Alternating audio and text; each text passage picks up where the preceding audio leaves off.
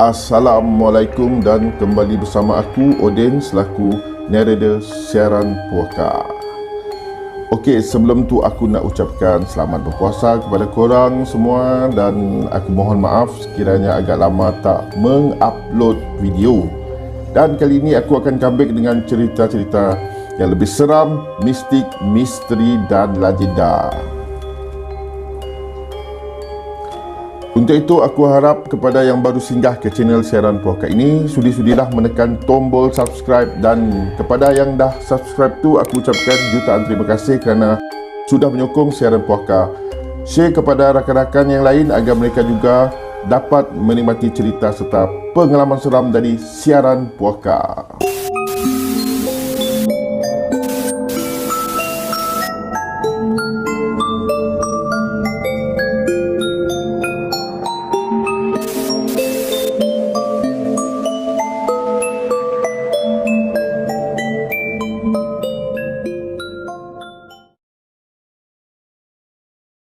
Okey, kisah kali ini aku dapatkan daripada FB page Cerita Seram Biak Sarawak. Untuk itu, aku amat berterima kasih kepada admin page Cerita Seram Biak Sarawak telah memberi keizinan untuk menyalin cerita di dalam page tersebut untuk aku ceritakan semula ke dalam channel siaran puaka.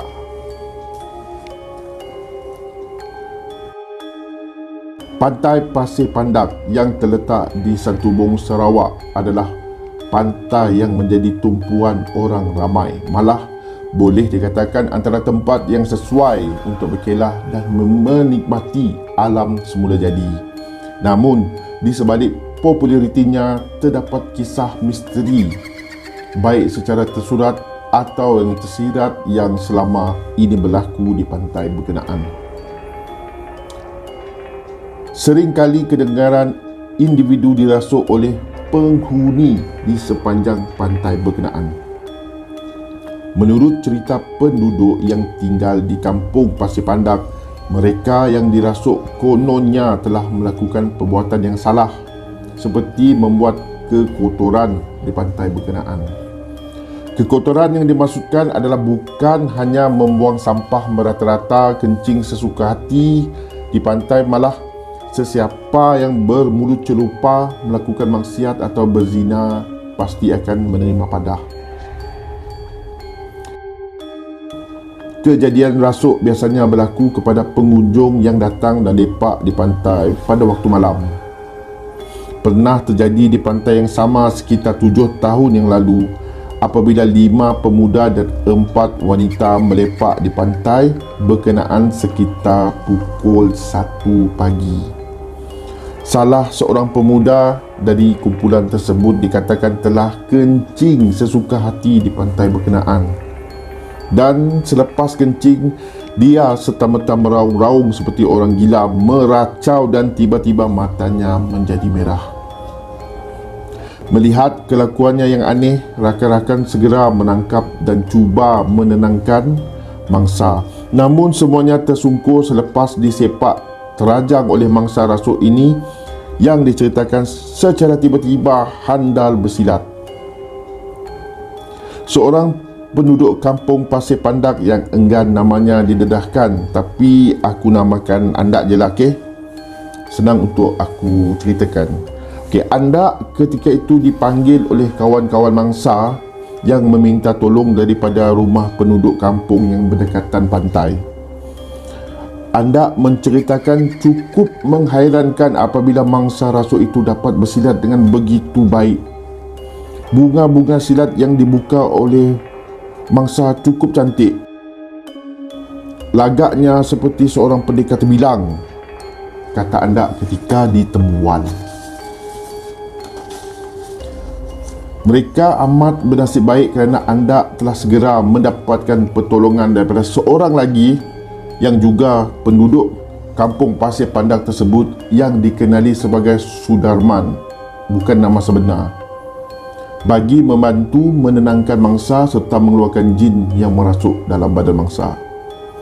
Sudarman dikatakan adalah seorang guru silat yang agak mahir dalam perubatan yang bersangkutan alam ghaib serta mistik ini.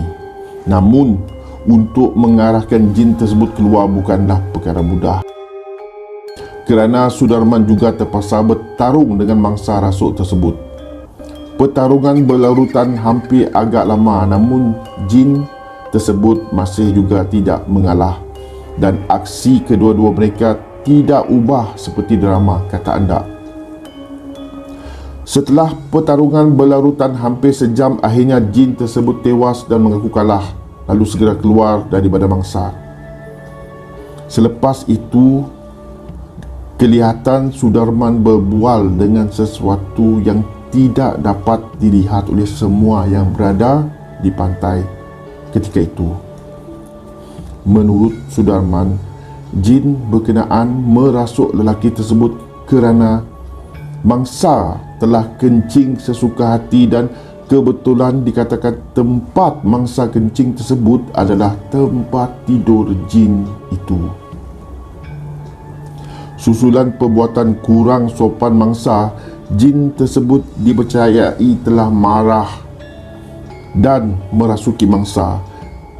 Jin itu mendakwa dia adalah seorang pendekar dan juga salah seorang hulu balang yang cukup handal kepada Sultan Tengah yang memerintah kerajaan Sarawak Darul Hana satu ketika dahulu. So, tak hairanlah mengapa mangsa tiba-tiba handal bersilat. Oleh itu, tak kiralah ke mana pun anda pergi, janganlah melakukan perkara yang tidak senonoh yang boleh mendorong kemarahan entiti lain. Al-maklumlah, harus diingat bukan kita sahaja yang menghuni dunia ini, sebaliknya terdapat makhluk Allah yang lain yang tidak dapat dilihat dengan mata kasar kita.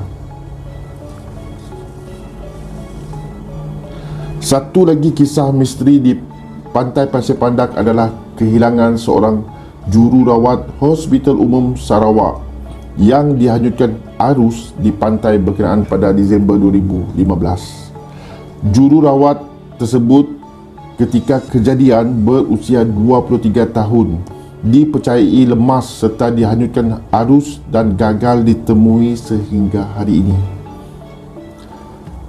Lantas mencetuskan tanda tanya walaupun operasi besar-besaran bagi mencari dan menyelamat telah dilakukan oleh Jabatan Bomba dan Penyelamat Sarawak serta kerjasama beberapa agensi berkaitan, namun tidak membuahkan hasil.